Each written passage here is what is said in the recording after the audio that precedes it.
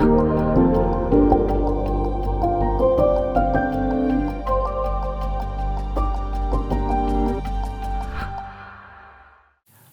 à tous, bienvenue pour notre point trimestriel. Une fois de plus, Greg Hirt, notre Global CIO Multi-Asset, se joint à nous. Bonjour Greg, merci d'être avec nous. Bonjour Louis, c'est un plaisir. Greg, comment voyez-vous l'environnement économique actuel ? Écoutez, dans l'ensemble, notre scénario d'atterrissage en douceur se confirme, avec des nouvelles économiques positives mais modérées et une inflation qui continue de baisser, même si c'est à un rythme plus lent qu'auparavant. Comme cela s'est produit dans les cycles précédents, la dernière étape de la normalisation de l'inflation pourrait être la plus difficile, le dernier kilomètre. Et la poursuite de la stabilisation des prix dans les secteurs des services et de l'immobilier reste essentielle pour terminer ce processus. La croissance économique mondiale semble avoir ralenti à son potentiel pour atteindre environ 2,3% au deuxième trimestre. En effet, après avoir baissé en mai pour la première fois en 6 mois, notre indice de croissance Global Macro Breath a affiché un léger rebond en juin. Et cela confirme le ralentissement de la dynamique économique dans un contexte de rotation régionale, le début d'une reprise économique progressive en Europe, même si beaucoup ne l'ont pas remarqué, mais une perte de dynamisme aux États-Unis.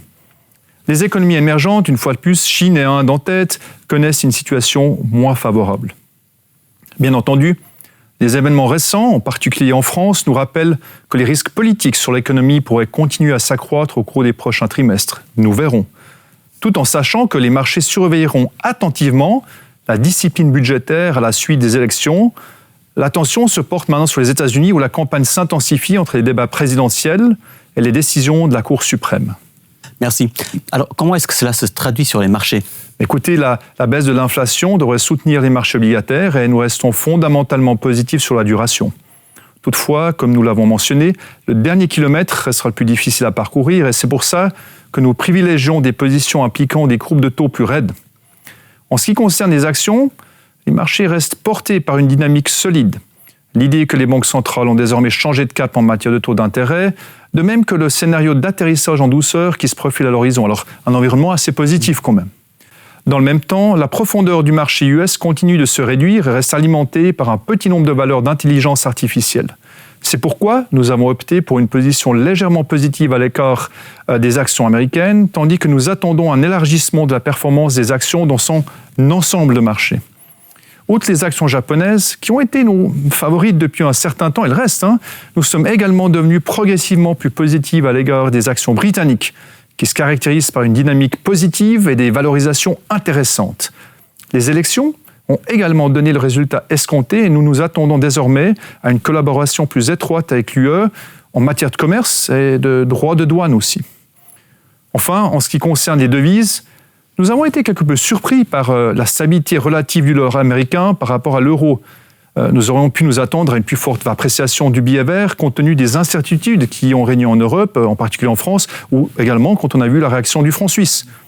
En ce qui concerne le yen japonais, la hausse des taux d'intérêt et la sous-évaluation record constituent certainement un argument pour attirer l'attention.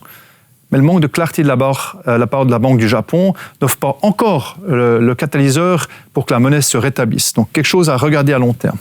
En outre, les banques centrales locales des marchés émergents gagnent en crédibilité en termes de lutte contre l'inflation et leur politique fiscale gagne également en crédibilité. Et cela signifie pour nous que la dette des marchés émergents, en particulier en US dollars, est devenue très attractive. Merci beaucoup, Greg, pour cette vue d'ensemble. Pouvez-vous nous donner, pour terminer, vos convictions principales actuelles ? Écoutez, tout d'abord, comme d'habitude ces derniers temps, l'or, que nous voyons comme diversificateur attractif. Ensuite, après les élections, le Royaume-Uni est peut-être enfin en train de récupérer sa réputation de pays de routine. Et entre autres, j'espère, dans une période de stabilité durable. Et cette prévisibilité de ce marché assez défensif, ajoutée à son statut de marché parmi les moins chers du monde, rend le Royaume-Uni particulièrement intéressant pour des investisseurs comme nous.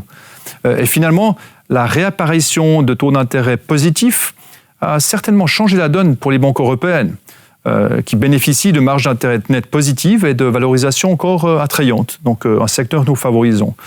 Ça a aussi entraîné une forte croissance des bénéfices et une augmentation de la rentabilité des banques qui devrait se poursuivre tant que les banques resteront à des taux, on va dire, entre 2 et 4%.